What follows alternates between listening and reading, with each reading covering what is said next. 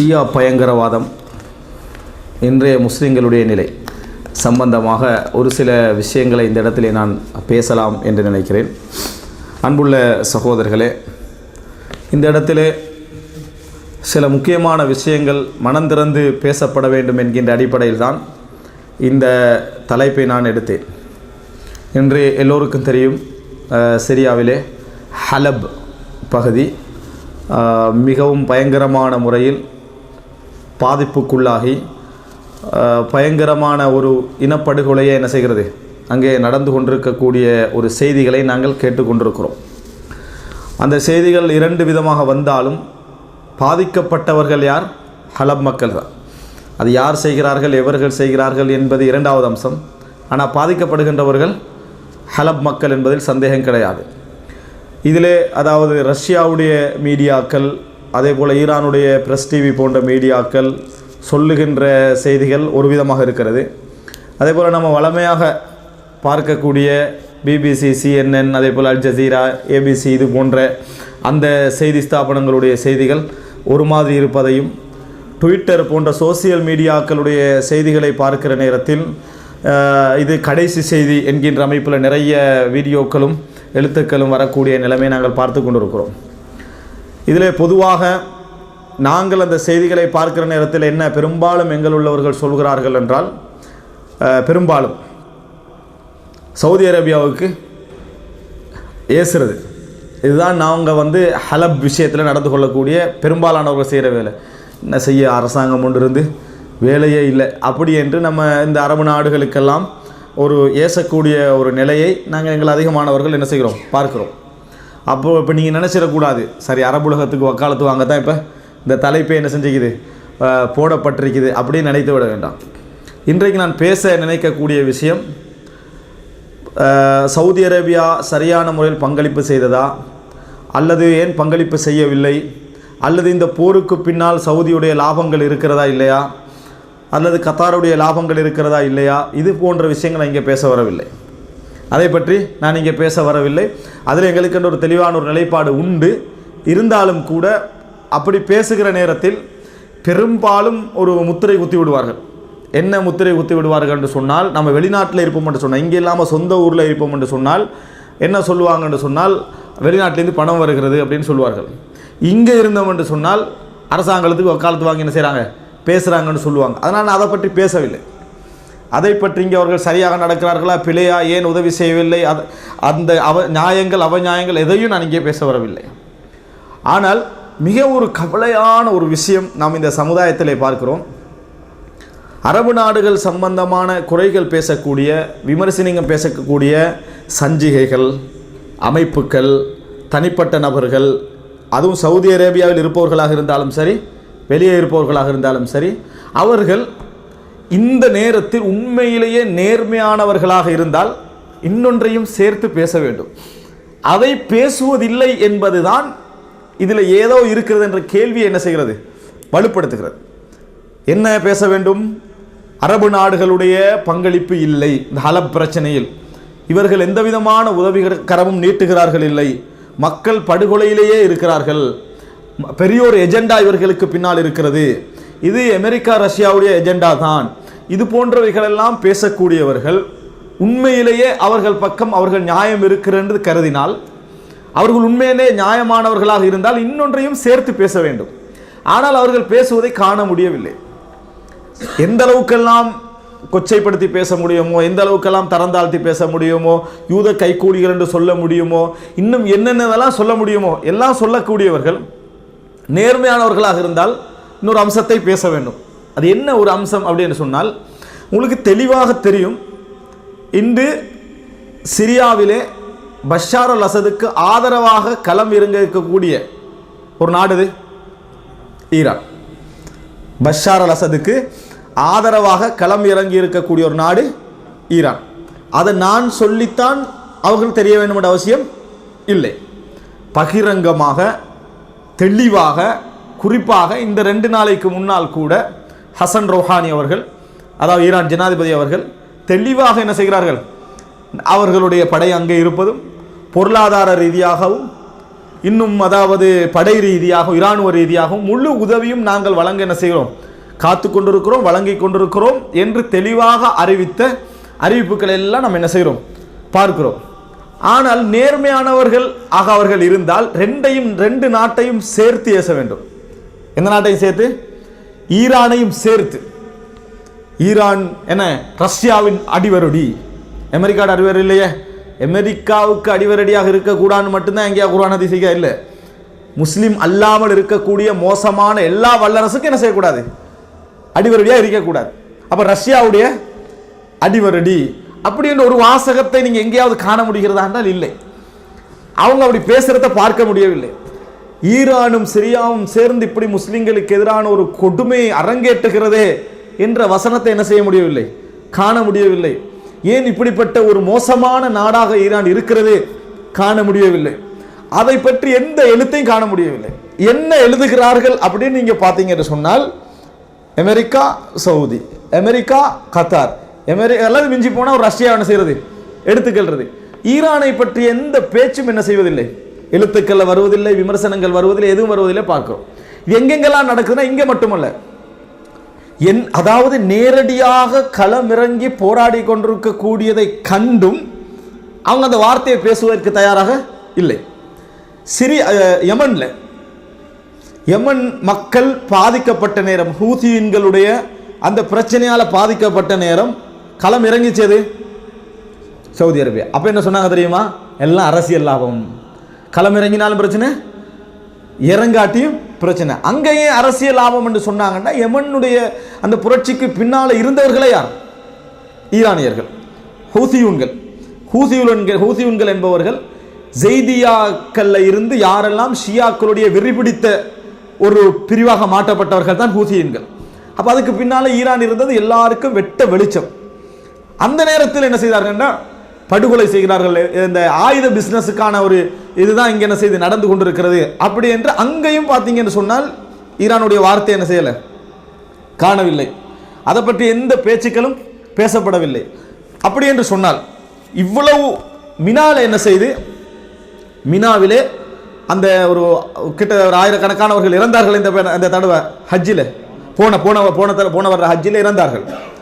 இறந்த நேரத்தில் அவங்க ஒரு கிளிப்பை தூக்கி போட்டாங்க. என்னன்னு சொன்னால் ஈரானில் ஒரு மினிஸ்டர், ஒரு வசீர் வார நேரத்தில் அந்த இடத்தை பிளாக் பண்ணினதாகவும் அதனால் சன நெரிசல் ஏற்பட்டதாகவும் அதனால் இறந்ததாகவும் போட்டாங்க. உடனே அதை மீடியாக்கள் எல்லாம் பரத்தி எல்லாம் செய்தவர்கள் அந்த நேரத்தில் மினால நடந்த அந்த சம்பவத்தை பற்றி ஹசன் ரௌஹானி, ஹாமினி, அதாவது அவங்களுடைய புரட்சி தலைவர்கள்ட்ட அந்த வரிசையில் வர ஹாமினி, இவர்கள்லாம் ஒரு பேச்சு பேசினாங்க. என்ன பேசினாங்கன்னு சொன்னால், சவுதி அரேபியாவுக்கு நிர்வாகம் செய்ய தெரியலை, எங்கள்கிட்ட தாங்க, இந்த படுகொலையை என்ன செய்யணும், அப்படி செய்யணும், இப்படி செய்யணும்னு முழுமையாக பேசினாங்க. சவுதி குற்றஞ்சாட்டு நீங்கள் தான் பின்னால் என்ன செய்றீங்க, இதில் இருக்கிறீங்க அப்படின்னு குற்றஞ்சாட்டுது. அந்த நேரத்தில் கூட என்ன பரத்தி விட்டாங்க அப்படி என்று சொன்னால், நான் சொல்ல சவுதி காரணமா இல்லையான்றதை நீங்கள் பேசுவாங்க, அதை விட்டுருங்க. சரி, சவுதியே காரணம். சவுதி திட்டமிட்டு, அதாவது மன்னர் அவர்கள் தனது மகனுக்கு என்ன செய்ய போறாரு, அந்த கான்ட்ராக்ட் எல்லாம் திருப்பி கொடுப்பதற்காக வேண்டி ஒரு பின் லாடன் குரூப்ல ஒரு அவதூறு ஏற்படுத்துவதற்கு தான் இதை செய்தார்கள் எல்லாம் திட்டமிட்டு விட்டுட்டாங்க. அது பகுதி, அது சரியா பிள்ளை என்பதில் இரண்டாவது. அந்த நேரத்தில் கூட ஈரான் என்னென்ன வசனங்கள் பேசுது என்பதை பற்றி யாரும் என்ன செய்யலை, அவதானித்துக் கொள்ளவில்லை. அதே காலப்பகுதியில் ஐநால யுஎன்ஓல மீட்டிங் நடக்கிற நேரத்தில் சிரியாவுக்கு ஆதரவாக பகிரங்கமாக ஹசன் ரௌஹானி அசத் அல் பஷாருக்கு என்னது, நாங்கள் முழுமையாக ஆதரிக்கிறோம், அவர் இருக்க வேண்டும் என்று சொல்றாரு. இங்கிருந்து போன வெளிகார அமைச்சர் அவர் நீக்கப்பட வேண்டும் என்ன செய்யறாரு, சொல்றாரு. அதெல்லாம் ஒரு நாடகம். யாரு, சவுதி அப்படி சொல்றதுனா நான் நாடகம்னு வச்சுக்கணும். இவன் சொன்னதுக்கு என்ன விளக்கம், யாரு, பகிரங்கமா யுஎன்னோட இது போகலாம், அடுத்த நிமிஷமே பார்க்கலாமா இல்லையா, நம்மளுக்கு அப்டேட் ஆகிட்டே இருக்கும். அந்த நிமிடம் கூட யாரும் அதை பற்றி பேசவில்லை. அப்போ இது என்ன, நான் சொல்ல வர்ற செய்தியை மட்டும் நீங்கள் புரிஞ்சுக்கோங்க.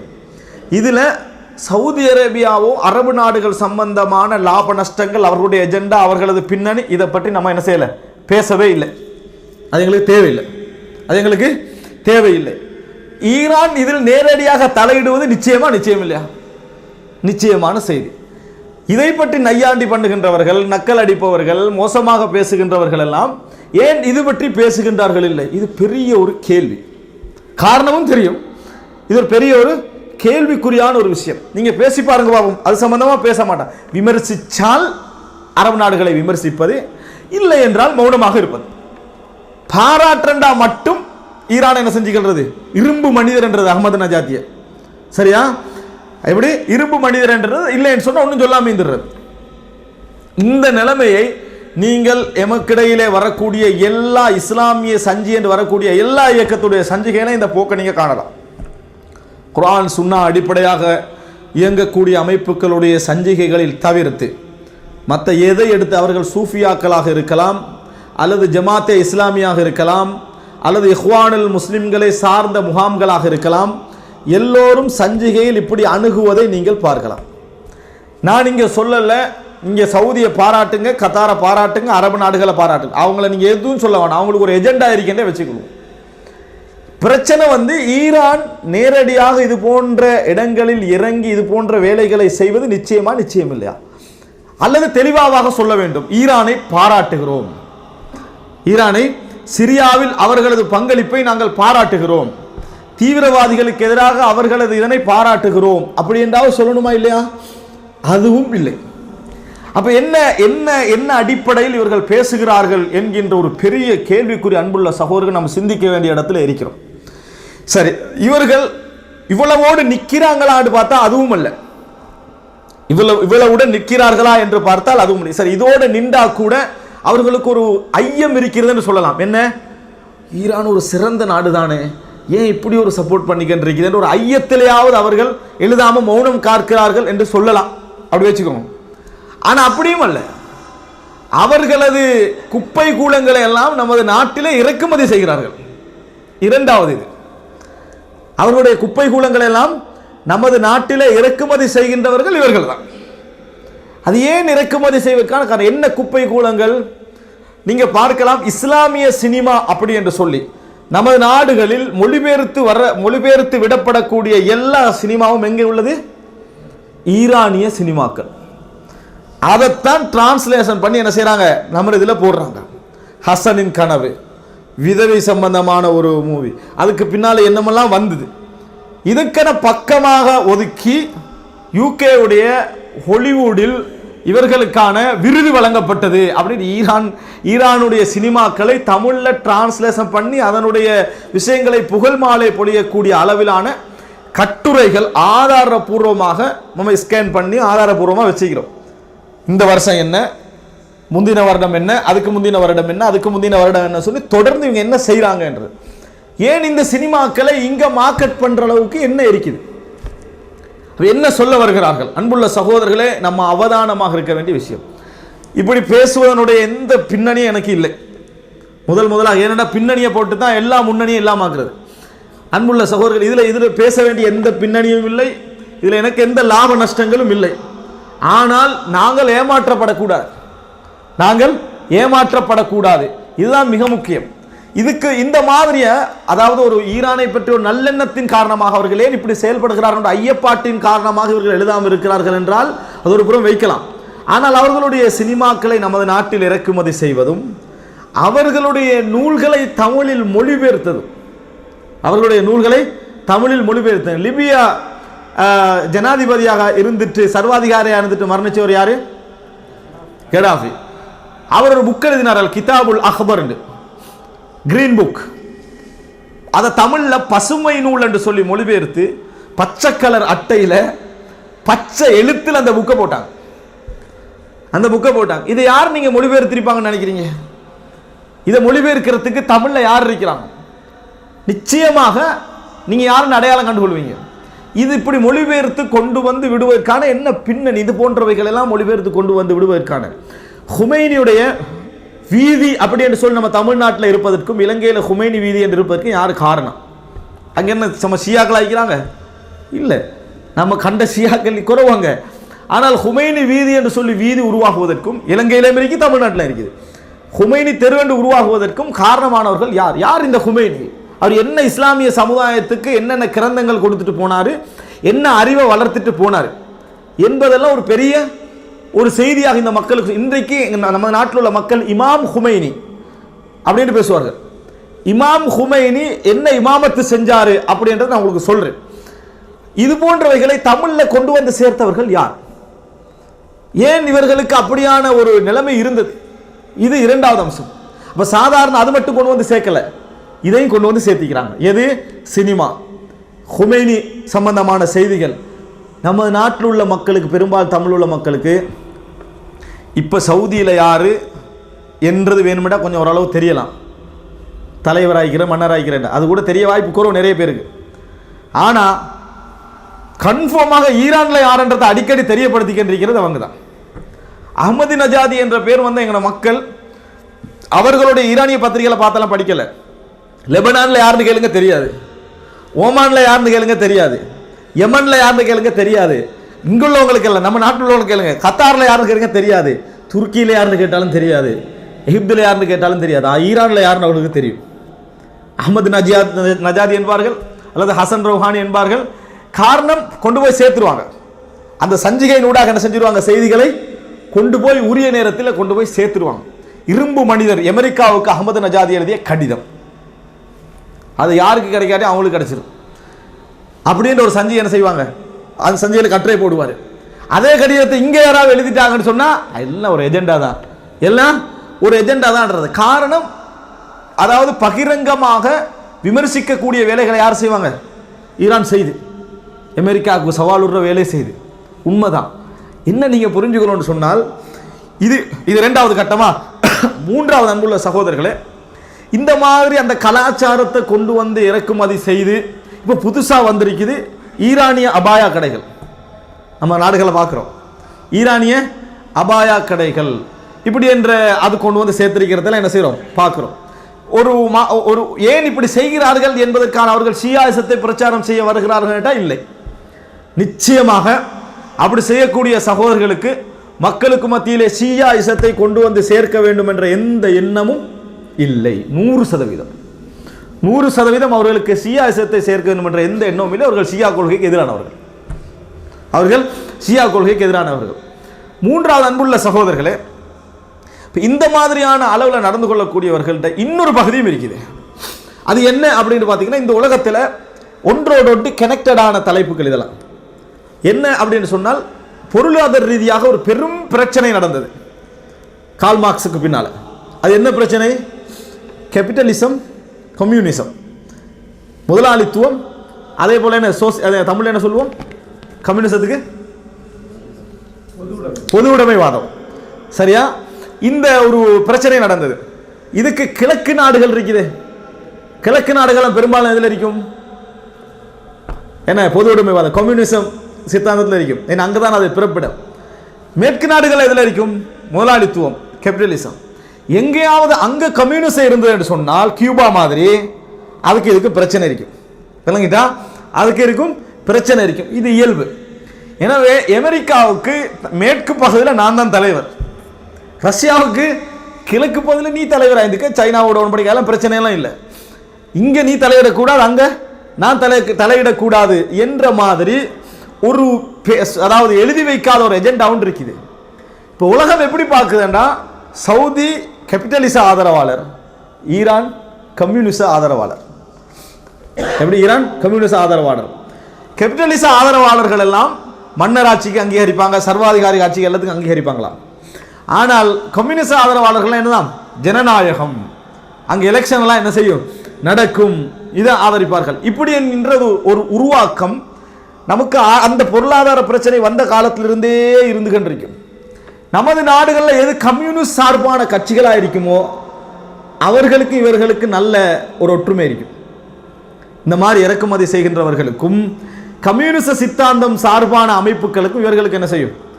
அதை எடுத்து எழுதுவார்கள், அவர்களை பாராட்டுவார்கள், அவர்களை ஆதரிப்பார்கள் என்கின்ற ஒரு நிலை என்ன செய்யும்? இருப்பதை பார்க்கிறோம். எந்த அளவுக்கு ஆகும் என்று சொன்னால், நபித்தோழர்களே யாராவது கம்யூனிஸ்ட்வாதிகள் இருக்கிறாங்களான்னு தேடி அபூதர் அல் இஸ்திராக்கி, அபூதர் ரலியல்லாஹு அன்ஹு ஒரு கம்யூனிஸ்ட்வாதி, இஸ்லாமிய கம்யூனிஸ்ட்வாதி என்றெல்லாம் என்ன செஞ்சாங்க? எழுதினார்கள், சொன்னார்கள். அன்புள்ள சகோதரன், அது பேசிய நீண்ட உரைகளுடைய சுருக்கத்தை நான் இங்கே சொல்றேன். அப்படி என்றால் இதுக்கு பின்னால் இன்னொன்றும் இருக்கிறவர். மூணாவது ஒன்று, ஏதோ ஒரு அந்நியர்களுடைய ஒரு கொள்கையும் இதில் என்ன செய்து சம்பந்தப்பட்டிருப்பதை பார்க்கிறோம். அதனால் எப்பொழுதும் ஈரான் அமெரிக்காவுக்கு எதிர்ப்பை காட்டிக்கொண்டாலும் எதுக்கு தொடர்பாக இருப்பாங்க? ரஷ்யாவுக்கு தொடர்பாக இருப்பாங்க. சவுதி அரேபியா கொஞ்சம் ரஷ்யாவுக்கு ஆதரவு காட்டுற மாதிரி விளங்கினா, அமெரிக்கா கொஞ்சம் சவுதிக்கு எதிர்ப்பு காட்டுற மாதிரி என்ன செய்வான்? ஏதாவது செய்வான். இது உலகத்தில் நம்ம நடந்து கொண்டு வரக்கூடிய ஒரு சில விஷயங்களை நாம் என்ன செய்கிறோம்? பின்னணியில் பார்க்கிறோம். எனவே இதுக்கு பின்னால ஒரு விஷயம் மட்டுமல்ல இங்கே சம்பந்தப்பட்டிருப்பதை நம்ம புரிந்து கொள்ள வேண்டும். அன்புள்ள சகோதரர்களே, நான் இன்ஷா அல்லாஹ் இதை உங்களோட கையில் தரேன். நீங்கள் யாராவது ஃபோட்டோ காப்பி அடிச்சு என்ன செய்யுங்க, எடுத்துக்கிட்டு நான் தொடராக எழுதிய ஒரு கட்டுரை 2வது பாகம். இதில் நான் முழு டீட்டெயில்ஸாக ஈரான் இன்றைய உலகில் என்ன செய்கிறது, அஹ்லுஸ் சுன்னா வல் ஜமாஅத்துக்கு என்ன வரைந்திருக்கிறது அப்படி என்பதை பற்றி நான் இங்கே சொல்லியிருக்கிறேன். அடுத்ததாக 4வதாக ஈரானுடைய எஜெண்டா எல்லாருக்கும் தெளிவு, ஆனால் அதை ஏற்றுக்கொள்ள மாட்டாங்க. என்ன அப்படின்னு சொன்னால், ஈரான் வல்லரசாக இருந்த ஒரு நாடு, பாரசீகம். ஹதீஸ்களை நம்ம என்ன படிக்கிறோம்? அல் ஃபாரிஸ வர்ரூம், ரோம பாரசீகம். ரோம பாரசீகம் அது யாரை சொல்றது? ஈரான், ஈராக், இன்றைக்குள்ள பஹ்ரைன், அஹ்சா, இதெல்லாம் என்னது சேர்த்து சொல்லப்படுவதாக அவர்கள் என்ன செய்வார்கள்? சொல்வார்கள். இந்த ஒரு பெரிய ஒரு பகுதி பாரசீக வல்லரசு, அதை யார் வெற்றி கொள்றாங்க? மக்கா மதீனாலிருந்து, இந்த ஹிஜாஸ்ல இருந்து ரசூலுல்லாஹி ஸல்லல்லாஹு அலைஹி வஸல்லம் அவர்கள் என்ன செய்தார்கள்? இஸ்லாமிய ஆட்சி வளர்ந்து அந்த பகுதிகள் வெற்றி கொள்ளப்பட்டு முஸ்லிம் நாடுகளாக என்ன செய்தன? மாறின. எனவே பாரசீக வல்லரசு என்ற வல்லரசு இல்லாம போய் இஸ்லாமிய வல்லரசு என்ற ஒரு வல்லரசு என்ன செஞ்சுட்டு வந்துட்டு. ஆனால் எப்பயும் நமக்கு பழைய கால ஞாபகம் ஊட்டப்பட்டுக்கொண்டே இருக்குமா இல்லையா? நம்ம ஒரு வல்லரசா இருந்தவர்களா இல்லையா? அப்படி என்பது இருக்குமா இல்லையா? எப்படி இவர்களுக்கு, அதாவது கிறிஸ்தவர்களுக்கு நாம் வல்லரசாக இருந்த அந்த ரோம் என்ற அந்த வல்லரசு சிந்தனை இருக்குமோ, இவர்களுக்கும் வல்லரசு சிந்தனை என்ன செய்யும்? இருக்கும். அதில் சந்தேகமே கிடையாது. அன்புள்ள சகோதரர்களே, இப்போ இந்த வைகளெல்லாம் நம்ம பார்க்கிற நேரத்தில் என்ன நமக்கு நடக்கிறது என்பதை நம்ம தெளிவாக வைத்துக் கொள்ள வேண்டும். இவர்கள் ஏன் ஈரானை பற்றி எழுத மறுக்கிறார்கள்? கூடுதலான விமர்சனம் மிகவும் அழுத்தமாக வந்த நேரத்தில் இலங்கையிலே ஜமாத்தே இஸ்லாமியுடைய அல் ஹசனாத் சஞ்சிகையிலே அவர்கள் எழுதுகிறார்கள். என்ன எழுதுகிறாங்கன்னு சொன்னால், இலங்கை ஜமாஅத்தே இஸ்லாமி ஷியா இசத்தை ஆதரிக்கிறதா? இலங்கை ஜமாஅத்தே இஸ்லாமி ஷியா இசத்தை ஆதரிக்கிறதா என்று ஒரு கட்டுரை எழுதினார்கள். அன்புள்ள சகோதரர்களே, முதலாவது பாராட்ட வேண்டும் விமர்சனத்துக்கு பதில் சொல்ல முன் வந்ததுக்கு. விமர்சனத்துக்கு பதில் சொல்ல முன் வந்ததுக்கு. ஏன் சிலருக்கு விமர்சனத்தை எதிர்கொள்ற தைரியமே இல்லை. அவங்க சும்மா கத்திக்கின்றிருப்பாங்க, நம்மளுக்கு எவ்வளோ வேலை இருக்கு என்னது போய்கின்றிருப்பாங்க. ஆனால் அவர்கள் பதில் சொல்ல முன் வந்ததுக்கு முதலாக பாராட்டணும். ஆனால் அந்த கட்டுரைக்கு நாங்களே பதில் சொல்றோம் என்னன்னா, இல்லை, இலங்கை ஜமாத்தே இஸ்லாமி சியாசத்தை ஆதரிக்கவில்லை. அதுக்கு முதல் சாட்சியாளர்கள் நாங்க தான். அவங்க சியாசத்தை வளர்க்க விரும்பவில்லை, அதுக்கு ஆதரிக்கவும் இல்லை நம்ம சொல்றோம். நாங்க என்ன சொல்றோம்னா, நீங்கள் ஷியாசத்துக்கு ஆதரவாளர்கள் இல்லை, ஷியாக்களுக்கு ஆதரவாளர். ரெண்டுக்கும் வித்தியாசம் இருக்குது. இரண்டாவது, இலங்கை ஜமாத்தே இஸ்லாமின்னு போட்டிருக்க கூடாது, ஜமாத்தே இஸ்லாமின்னு போட்டிருக்கணும். அப்போதான் எங்களுக்கு யூசுப் அல் கர்லாவி, முஹம்மது அல் கஸாலி, ஹசனுல் பன்னா, அது போன்ற யார் யாரெல்லாம் அறிஞர்களாக இருந்தார்களோ அவர்களுடைய கூற்றுக்களை எல்லாம் கொண்டு வந்து என்ன செஞ்சுக்கலாம், நான் எனக்கு பட்டியல் போட்டு என்ன செய்திருக்கலாம், காட்டி இருக்கலாம். என்னென்ன வார்த்தைகள் அவர்கள் சொன்னார்கள், என்னென்ன வசனங்கள் பேசினார்கள், என்னென்ன நடந்தது என்று சொல்லி. அன்புள்ள சகோதரர்களே, இப்படி கட்டுரை எழுதினார்கள்.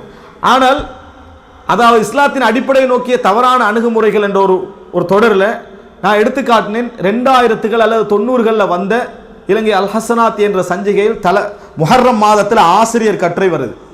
முஹர்ரம் மாதத்தில் ஆசிரியர் கட்டுரை எப்படி எழுதினாங்க தெரியுமா? ஹுசைன் ரதியல்லாஹு அன்ஹு அவர்களுடைய ஞாபகத்திலே வளர்ந்த புரட்சியாளர்கள் இன்றைக்கு ஆயத்துல்லாக்களின் ஆட்சி ஒன்றை அமைத்துக் கொண்டார்கள். மன்னர்களுக்கே அடிமைப்பட்டு பழகிய நம் சமுதாயம் இன்னும் அடிமைப்பட்டே பழகி இருக்கிறது. இந்த வசனம் முஹர்ரம் மாதத்தில் உங்களுக்கு என்ன சொல்லுது? முஹர்ரம் மாதத்தில் இந்த வசனம் உங்களுக்கு என்ன செய்தி சொல்லுது? முஹர்ரம் மாதத்தில் அவங்க செய்யக்கூடிய அத்தனை கூத்தும் சரியான தான் சொல்லுது. முஹர்ரம் மாசத்தில் தலையை வெட்டிக்கிறது, அடிச்சுக்கிறது, ரத்தத்தை வடிச்சுக்கிறது, இதெல்லாம் யாருடைய ஞாபகத்தில் வளர்ந்தவர்கள்? ஹுசைன் ரதியல்லாஹு அன்ஹு அவர்களுடைய ஞாபகத்திலேயே வளர்ந்தவர்கள். யாருடைய ஆட்சி? ஆயத்துல்லாக்களின் ஒரு ஆட்சி ஒன்றை அமைத்துக் கொண்டார்கள். ஆனால் நாங்க அந்த ஞாபகத்தில் வளரல. யாரு? அஹ்லு சுன்னாக்கள். எங்களுக்கு ஹுசைன் ரதியல்லாஹு அன்ஹு ஞாபகம் இல்லை. ஏன்னா முஹர்ரம் மாதத்தில் நம்ம தலை உடைக்கிறது இல்லையே, அதனால நம்மளுக்கு அந்த ஞாபகம் இல்லை. நாங்க என்ன செஞ்சிட்டோம்? மன்னர்களுக்கு அடிமைப்பட்டு பழகி எங்க போயிட்டோம்? அப்படியே இருந்துட்டு இருக்கிறோம். இங்க ஆயத்துல்லா இல்லையே, இங்க இவர் தானே ஆளு சூத்தான் நினைக்கிறாரு. அதனால இப்படி ஒரு கற்று எழுதினா இது வந்து எதுக்கான ஆதரவு? இது வந்து இன்றைய ஷியாவை ஆதரிக்கிற மாதிரி உங்களுக்கு விளங்கலையா? ஈரானை ஆதரிக்கிற மாதிரி விளங்கலையா? எப்போ ஏன் லேட்டாகி கற்று எழுதுறீங்க? யூசுப் கர்லாவி அவர்கள் ஒரு அறிக்கை விட்டார் 86 வயதுக்கு பின்னால. என்ன விட்டாரு? ஹும் ஹதாவுனி, அவர்கள் என்னை ஏமாற்றி விட்டார்கள். யாரு? ஷியாக்கள் ஏமாற்றி விட்டார்கள்னா உண்மையிலேயே சுன்னாவையும் ஷியாக்களையும் இணைத்து ஒரு பெரிய ஒரு பலமான ஒரு சமுதாயமாக எதிர்க்க வேண்டும் என்று அவர் நினைச்சார் தான். அதில் மாற்று கருத்து இல்லை.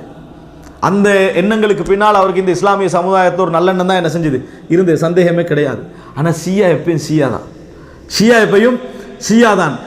இது அனுபவப்பட்டு விட்டு யூசுப் அல் கர்லாவி அவர்கள் அதை சொல்லி இருக்க தேவையில்லை. ஏன்? முதலாவது அனுபவப்படுறவர் அல்ல அவர். இதுக்கு முன்னால் அனுபவப்பட்ட பல இஸ்லாமிய அறிஞர்கள் இருக்கிறார்கள். அதில் ஒருவர் இமாம் இப்னு தைமியா. நான் அடிக்கடி அந்த வார்த்தையை சொல்லுவேன். என்ன காரணம்? ஈராக்கிலே யூதர்களுக்கு ஒரு ஆட்சி ஒன்று இருந்திருந்தால் அதன் முதல் ஆதரவாளர்களாக ஷியாக்கள் இருந்திருப்பார்கள். ஒகான லகான அக்பர் அவானிஹி ஷியா, அதில் சந்தேகமே கிடையாது. பண்புள்ள சகோதரர்களே, இதில் நீங்கள் பார்க்கலாம், இவர்கள் அதாவது ஹுமைனி தனது நான் நிறைய கூற்றுக்களை சொல்லிக்கிறேன். ஒரே ஒரு கூற்றை நான் உங்களுக்கு இந்த இடத்துல ஞாபகப்படுத்துகிறேன். அவரது நூலில் என்ன சொல்றார் என்று சொன்னால், அதாவது இஸ்லாமிய சமுதாயத்தை பற்றி அவர் சொல்லக்கூடிய ஒரு முக்கியமான ஒரு அம்சம் என்னன்னு சொன்னால், உங்களுக்கு தெரியும் அப்பாசிய ஹிலாஃபத் வீழ்த்தப்பட்டது. முதலாவது அப்பாசிய ஹிலாஃபத், அதுக்கு வீழ்த்தப்பட்டதில் தூசி என்பவர் மிகவும் பங்களிப்பு செய்தார் அப்படின்றத பார்க்குறோம் நம்ம. அதாவது இந்த ஷியாக்கள் இனத்தை சார்ந்தவர். ஹோலாக்கோவுடைய தலைமையில் தான் அந்த மிக மோசமான அந்த படுகொலை நடந்தது. 5 லட்சம் அஹ்லு சுன்னாக்கள் கொல்லப்பட்டார்கள், 600 நீதிபதிகள் கொல்லப்பட்டார்கள், ஹலீஃபா கொல்லப்பட்டார். கூப்பிட்டு வச்சு கொண்டாங்க. அதுக்கு காரணம், கூப்பிட்டு வச்சு யாரை கொள்ளலாம் தெரியுமா? நம்ம நம்பினா மட்டும்தான் கொள்ளலாம். பக்கத்து உள்ள நம்பி நம்ம மனைவி அழைச்சா போவோம், பிள்ளைகள் அழைத்தால் போவோம், நல்ல மெய்ப்பாதுகாவலராக இருக்கிற போவோம். ஆட்சியில் அந்த குரூப் இருக்கட்டுமே பக்கத்தில் வச்சுட்டு இருந்தார் இவர். யாரு? இந்த ஹலீஃபா. பக்கத்தில் வச்சிருந்ததுக்கு கொடுத்த ரிசல்ட், அவங்க கொடுத்ததன் காரணமாக அவர்களை என்ன செஞ்சாங்க, கண் முன்னால கொண்டு அந்த ஹிலாபத்தை வந்து கடுமையான முறையில் பாதிக்க செஞ்சாங்க. இவர் என்ன சொல்றாரு அப்படி என்று சொன்னால், யாரு? ஹுமைனி அவர்கள் என்ன சொல்கிறார்கள் அப்படி என்று சொன்னால், நாங்கள் வந்து இழந்துட்டோமா, அந்த மாதிரியான தியாகிகளை இப்பொழுது நாங்கள் இழந்து விட்டோம், அதனால் அப்படிப்பட்டவர்களுடைய உதவி எங்களுக்கு வேண்டும் என்று சொல்றார். என்ன வசனம் சொல்றார் என்று சொன்னால், இரத்த வரலாற்றுக்கு காரணமானவர்களை இந்த ஷியாக்கள் என்பதை நாம் விளங்கிக்கொண்டு, இப்னு அல்கமி, அபு நுசைர் அத்தூசி போன்றோரை நாம் இழந்து விட்டோம். இந்த 2 பேர் பங்களிப்பாற்றியவர்கள். இது 2 பேரை நாம் இழந்து விட்டோம். யார் சொல்றாரு? ஹுமைனி சொல்றாரு. பேர் சொல்லுங்க. இப்னு அல்கமி, அபு நுசைர் அத்தூசி போன்றோரை நாம் இழந்து விட்டோம் என்று ஹுமைனி தனது ஹுக்கூமத்துல் இஸ்லாமியா என்ற நூலில் 127வது பக்கத்தில் என்ன செய்யறாரு? சொல்றாரு. ஹுக்கூமத்துல் இஸ்லாமியா என்ற நூலில் சொல்றாரு. இப்போ அவர்களை இழந்து விட்டோம் என்று சொல்ற ஒரு ஹுமைனி நம்மளுக்கு இமாமா காட்டினா இது எப்படி தெரியுமா இருக்குது? கொலகாரன்ட்ட இந்த சமுதாயத்தை நீ ஒன்று நடக்காது, நீ வா அப்படின்னு கூட்டி கொண்டு போற மாதிரி இருக்குது. நீ ஒன்றும் நடக்காது, பயப்படாம, அவர் இமாம் தான் அப்படி என்று சொல்லி அவர் ஷியா நம்ம முஸ்லீமா இல்லையா, நீ வா கூட்டிட்டு போய் களத்தை கொடுத்து கொல்ல வைக்கிற வேலை தான் இவர்கள் செய்தது. துரோகிகளாக இருந்த இஸ்லாமிய வரலாற்றில் இவர்கள் வந்து துரோகம் செய்தது தான் அதிகம். இவர்கள் துரோகம் செய்ததுதான் அதிகம் என்பதை புரிந்து கொள்ள வேண்டும். நான் எல்லா பொதுமக்களையும் சொல்லலை, நிறைய நல்ல பொதுமக்கள் இருக்கிறார்கள். எஜெண்டா எல்லாம் மேலுக்குள்ளவங்களுக்கு தானே, நிறைய நல்ல பொதுமக்கள் இருக்கிறார்கள். ஆனால் இந்த கொள்கையில வாழக்கூடியவர்களை சொல்கிறேன், அன்புள்ள சகோதரர்களே. அதனால் அஹ்லு சுன்னாவுக்கு எங்க பாதிப்பு நடந்தாலும், எங்க அநியாயம் நடந்தாலும் தைரியமாக இறங்கி என்ன செய்வார்கள்? இவர்கள் வேலை செய்வார்கள். இவர்களுடைய இன்றைய நவீன ஒரு செயல்பாடுகள் ஒன்றுதான் ஃபைலகுல் குதுஸ் அப்படி என்று சொல்லி ஒரு இராணுவ பிரிவு வச்சுக்கிறான். என்ன பேர்? ஃபைலகுல் குதுஸ் என்ற ஒரு இராணுவ பிரிவு வைத்திருக்கிறார். அவர்கள் ஈரானுக்கு வெளியே செயல்படக்கூடியவர்கள். இது நம்ம சொல்லல, அவர்களை ஏற்றுக்கொண்டது, அவர்களே ஏற்றுக்கொண்டது ஃபைலகுல் குதுஸ். இந்த அமைப்பினர்கள் இவர்கள் யார் அப்படி என்று சொன்னால், ஈரானில் புரட்சி நடந்தது, இந்த புரட்சியுடைய பாதுகாவலர்கள் அந்த இராணுவ வீரர்கள். நாட்டுக்கென்ற ஒரு இராணுவம் இருக்கும், இவங்க அவர்கள் அல்ல. இவர்கள் யார் என்று சொன்னால், அதாவது ஜெய்சுஸ் சௌரா அல் ஈரானியா, ஈரானியாவுடைய அதாவது ஈரானுடைய புரட்சியுடைய அந்த படையினர். இவங்க தான் இப்போ அங்கே இறங்கி என்ன செய்கிறாங்க? செயல்பட. அவங்க எல்லைக்கு வெளியே போராடக்கூடியவர்கள், எல்லைக்கு வெளியே போராடக்கூடியவர்கள் தான் இவர்கள். இன்றைக்கு இறங்கி போராடி கொண்டிருக்கக்கூடியவர் அவர்கள் தான். இதில் மிக முக்கியமான ஒரு செய்தி என்னன்னா, ஈரான் இதை வந்து கள்ளத்தனமாக தான் செய்தி எடுத்துக்கு ஒரு பெரிய ஆதாரம். ஈரானுடைய அதை தொடர்ச்சியாக நம்ம பார்த்து வரணும். முதலாவது எங்களுக்கும் சிரியாவுடைய பிரச்சனைக்கு சம்பந்தம் இல்லைன்னு சொன்னாங்க 2010க்கு பிறகு ஆரம்பங்களில். இதை நீங்க பார்க்கலாம், இன்றைக்கும் இருக்கு இந்த சேனல்ல.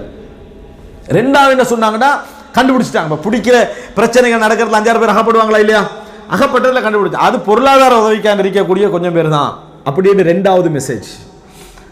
மூன்றாவது என்ன செஞ்சாங்கன்னு சொன்னா, பகிரங்கமாகவே ஆம் இருக்கிறார்கள் தான், நாம தேவைப்பட்ட என்ன செய்வோம், உதவி செய்வோம் என்று மேற்கத்திய உலகத்துக்கு ஒரு செய்தி கொடுக்குறாங்க. அதான் விஷயம். என்ன செய்தி அப்படி என்றால், சிரியா சம்பந்தமான எந்த பேச்சுவார்த்தையில நீ என்னை தவிர்க்க இயலாது.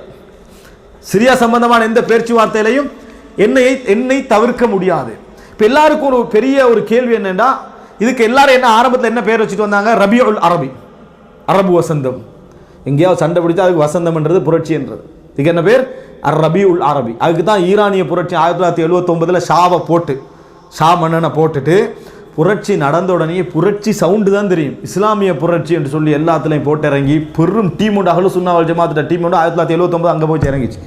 ஆனால் சட்டையாப்பில் என்ன சொன்னார் தெரியுமா, இங்கே ஆட்சி இஸ்னை அஷரியா, ஷியாக்களுக்குரிய ஆட்சி தான் இங்கே என்ன செய்யும், இமாமியத் ஆட்சி தான் இங்கே நடக்கும். அதுவும் அன்றைக்கே விளங்கிச்சு. அன்றைக்கே நிறைய பேர் என்ன செஞ்சு அறிவிச்சுட்டாங்க, இது என்னது 5வது மதுஹபாக சொல்லி அதை சொன்னாங்க. நீங்களே இருக்கலாம், ஆனால் இந்த மதுஹபோட ஆட்சி தான் நடக்குது, ஜாஃபரியா மதுஹப். அதை எங்களுக்குள்ள கொண்டு வரதுக்கு நிறைய பேர் ட்ரை பண்ணாங்க. நம்ம நாடுகள் அந்த அன்றைய வரலாறு உள்ள உங்களுக்கு தெரியும், ஜாஃபரியாவை 5வது மதுஹபா சேர்க்கணும் அப்படின்னு சொல்லி கொண்டு வர ட்ரை பண்ணாங்க. அன்புள்ள சகோதரர்களே, இப்படி அறிவித்தார்கள். இன்றைக்கு அவங்களோட சட்டம் என்ன, ஈரான்ல இமாமியத் கோட்பாடு தான் ஆட்சி என்ன செய்யும் இருக்கும். அதாவது இஸ்னை அஷரியாவுடைய கோட்பாடு தான் ஆட்சியில் இருக்கும். சட்ட யாப்பு, அது சட்ட யாப்பாக பதிவு செஞ்சார்கள். அன்புள்ள சகோதரர்களை, இப்படி புரட்சி என்ற சவுண்டு கேட்டால் என்ன செஞ்சிருவாங்க, எங்க ஒரு புரட்சி என்ற ஒரு சவுண்டு வந்தாலும் உடனே போய் இறங்கிறார். அதுக்குனால பேர் வச்சாங்க ரபியுல் அரபி, அரபு வசந்தம். தூனிஸ் அரபு வசந்தம், லிபியா அரபு வசந்தம், எகிப்து அரபு வசந்தம், யமன் அரபு வசந்தம். திடீர்னு ஒருத்தர் கற்று எழுதிக்கிறாரு, அரபு வசந்தம் எங்கே போனது அப்படின்னு. அதுக்கா நீங்களா ஒரு பேர் வைப்பீங்க, காணாம போன பிறகு அது எங்கே காணும், ஒரு வசந்தம் இல்லை. இது அரபு வசந்தம் அப்படின்னு நம்ம எதுக்கு பேர் வைக்கலாம் தெரியுமா, நீங்க மாத்திட்டு கொண்டு வரவர் ஒரு பெரிய இஸ்லாமிய ஆட்சியாளராகவும் குர்ஆன் சுன்னாவை நடைமுறைப்படுத்துறதுக்குரியவராகவும் இருந்தால் பரவாயில்ல. அட்லீஸ்ட் இஸ்லாமிய ஆட்சியை நான் நடைமுறைப்படுத்துவேன் என்றே பேட்டியில் என்ன செய்யறாங்க, கொடுக்குறாங்களே ஜனநாயக எலெக்ஷன்ல வெத்தனம் பண்றதுக்காக வேண்டி. அட்லீஸ்ட் நீங்க உருதுகான் மாதிரியாவது இருந்திருக்கும். நாங்கள் உருதுகானுடைய அணுகுமுறை இன்று வரைக்கும் பாராட்டுறோம். ஏன் பாராட்டுகிறோம் என்று சொன்னால், அவர் இருக்கக்கூடிய இடத்திலிருந்து எழும்பிக்கிட்டு வரார், இருக்கக்கூடிய சிச்சுவேஷன்ல எழும்பிக்கிட்டு வரார். இன்றைக்கு ஒரு மிகப்பெரிய ரைட்ஸ் அந்த நாட்டில் இஸ்லாமிய மயப்படுத்தணும்னு பெரிய அளவில் நடந்துகிட்டு இருக்குது. அப்படியாவது இருந்திருக்கும். நான் முழுமையான இஸ்லாமிய ஆட்சியெல்லாம் என்ன செய்யல, இங்க கொண்டு வரல. ஹிலாபத்து மாதிரி அறிவிச்சுட்டு ஒன்றுமே இல்லாத மாதிரி வந்தா எப்படி இருக்கும், அப்படி அறிவிக்கல அவர். என்ன மா தகையர் துவலா கிண்ணி தத்தவர் தூண்டார்கள். செக்யூரிஸ்டுகள் கேள்வி கேட்கிற நேரத்தில் நீங்க மாறிட்டீங்க, நீங்க நம்ம குரூப்ல தான் இருந்தீங்கன்னு கேட்ட நேரத்தில் என்ன சொன்னார், மா தகையர் து, நான் மாறவில்லை, ஆனால் நான் அபிவிருத்தி அடைந்திருக்கிறேன். நான் மாறவில்லை, நான் அபிவிருத்தி அடைந்திருக்கிறேன் என்று சொன்னார். இப்படியாவது படிப்படியாக கொண்டு வந்திருக்கணும், அதுவும் செய்யல. நான் தான் வல்லரசு என்ற மாதிரி நடுவில் இருந்து அறிவிச்சா எல்லா நாடுகளும் தண்ட சொந்த நாட்டுடைய அபிலாசைகளை கவனிக்கத்தான் செய்யும். ரபியுல் அரபின்னு பேர் கொடுத்தாங்க. ரபியுல் அரபி எல்லாம் இல்லை. யார் யாரெல்லாம் கம்யூனிஸ்டுகளாக இருந்தார்களோ அவர்களை தூக்கினது தான் அது. நல்லா பாருங்க, நீங்க அந்த நாடுகளில் தூக்கப்பட்டவர்கள் எல்லாம் யார், எந்த நாட்டுக்காரன்னு பாருங்க, என்ன கொள்கையில் இருந்தவங்க பாருங்க, அவ்வளவுதான். சிம்பிள். இராணுவ ஆயுதம் கொடுத்தது எல்லாம் அமெரிக்கா தான், அதுல சந்தேகமே கிடையாது. ஆயுதங்களை கொட்டி வச்சு ஆட்சியை தூக்கினதெல்லாம் யாரு, அவங்க தான். தூக்கப்பட்ட யாரு, எல்லாரும் என்ன கொள்கையில் இருந்தவங்கன்னு பார்த்துக்கோங்க. யாராக இருக்கலாம், நீங்க சதாம் ஹுசேனாக இருக்கலாம், அங்க லிபிய புரட்சி தலைவர் என்று பேர் வச்ச புரட்சியே இல்லாத ஒரு தலைவராக அவர் இருக்கலாம், யாராக இருக்கலாம். இவர்கள் எல்லாம் எந்த கொள்கையில் இருந்தவர்கள், அமெரிக்காவுடைய ஏகாதிபத்தியத்துக்கு எதிராக இருந்தவர்கள். அவர் தூக்குறதுக்காக மக்களை தூண்டினா இவ்வளவு வேகமாக முடிச்சு ஒரு நாட்டுடைய ஜனாதிபதியை பிடிச்சி கையில் கொண்டு வந்து அடிக்கிற அளவுக்கு சாதாரண மக்கள் எப்படி எப்போ உலக வரலாற்றில் எங்கே எழுப்பி நாங்கள் கேட்குறேன். ஒரு நாட்டுடைய ஜனாதிபதி கடாஃபியை பிடிச்சி தானே அடிக்கிறாங்க கையில் கொண்டு வந்து. அந்த லெவலுக்கு வளர்ற அளவுக்கு எந்த நாட்டில் இருந்தாங்க அப்படி? என்ன அவ்வளோ பெரிய ஈமான் உள்ள இஸ்லாமிய உறுதியோடு இருந்தவங்களா போராடினாங்க? இல்லை, ஆயுதத்தை கொட்டினா இறக்கித்தான் விஷயத்தில் என்ன செஞ்சாச்சு, முடிச்சாச்சு. அதுக்கப்புறம் இப்போ வந்திருக்கிறதா பொம்மைகள் தான். இப்போ வந்திருக்கிறலாம் நீங்கள் ஆப்கானிஸ்தானாக இருக்கலாம், ஈராக்காக இருக்கலாம், இப்போ வந்திருக்கிற எல்லா பகுதியில் உள்ள என்னது எல்லாரும் பொம்மைகளை கொண்டு வந்து வச்சுட்டா. இப்போ நம்மளுக்கு இந்த பிரச்சனை இல்லை. நம்மளுக்கு அவங்களுக்கு பிரச்சனை இஸ்லாம் இல்லைங்க, அந்த சித்தாந்த மாதிரி பிரச்சனை. நமக்கு கிழக்கு கிளியர் ஆகணுமே, மேற்க மேற்கே கிளியர் ஆக்குற வேலை தான் அது. ஆனால் இங்கே அந்த கிளியர் ஆக்குற வேலையை செஞ்சுக்கல இல்லாமல் இருக்குது. காரணம் ரஷ்யாவுக்கு பக்கத்து நாடு, ரஷ்யாவுக்கு பக்கத்து நாடு, ஈரானுடைய தலையீடு. அமெரிக்காவுக்கு நஷ்டமும் இல்லை, பெட்ரோல் ஆகிதாங்க, எந்த பிரச்சனையும் இல்லை, நமக்கு நஷ்டமும் இல்லை. இதனால் ஒரு த்ரெட்டாக இதை மத்திய கிழக்கில் வச்சுக்கின்றிருக்கலாம். இது என்ன செய்யலாம்? இதில் பொதுநலம் இருக்குது, ரஷ்யாவுக்கும் பொதுநலம் இருக்குது, அமெரிக்காவுக்கும் என்னது பொது நலம் இதில் இருக்கிறது.